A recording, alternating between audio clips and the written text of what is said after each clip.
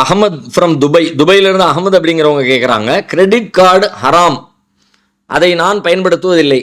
ஆனால் எனக்கு காசு தேவைப்படும் போது எனது நண்பனிடம் உதவி கேட்டால் பணம் கையில் இல்லை, கிரெடிட் கார்டை பயன்படுத்திக்கோ என்கிறான்.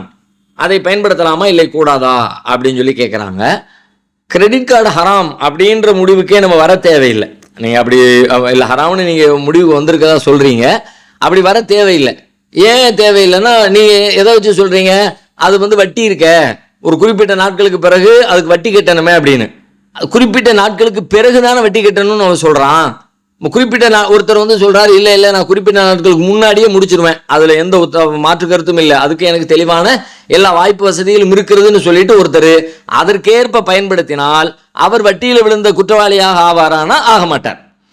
ஏன்னா இவர் தான் வட்டி கட்டலையே. ஒரு 40 நாளைக்கு பிறகு வட்டி விழும் அப்படின்னா இவர் எப்போதுமே 30 நாளுக்குள்ள கெட்டிக்கிட்டு இருக்கிற ஒருத்தரை போய் நீ செய்யறது ஹராம்னு எப்படி நம்ம சொல்றது? ஒரு அச்சத்தின் பார்ப்பட்டு சொல்றோம்.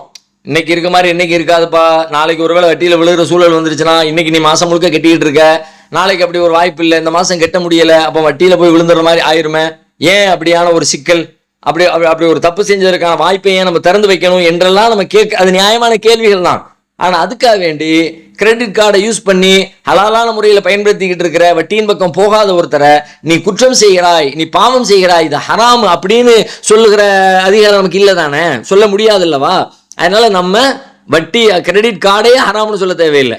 நீ கிரெடிட் கார்டை பயன்படுத்தினாலே வட்டி வந்துடும், ஸ்வைப் பண்ணாலே முடிஞ்சு போச்சு, 10 ரூபாய் எடுத்தியா நீ 11 ரூபாய் கொடுத்தா தான் முடியும் என்று அந்த ஸ்கீம் இருக்குமானால் அப்ப நாம சந்தேகத்திற்கு இடம் இல்லாம சொல்லலாம். அப்படி இல்லை தானே.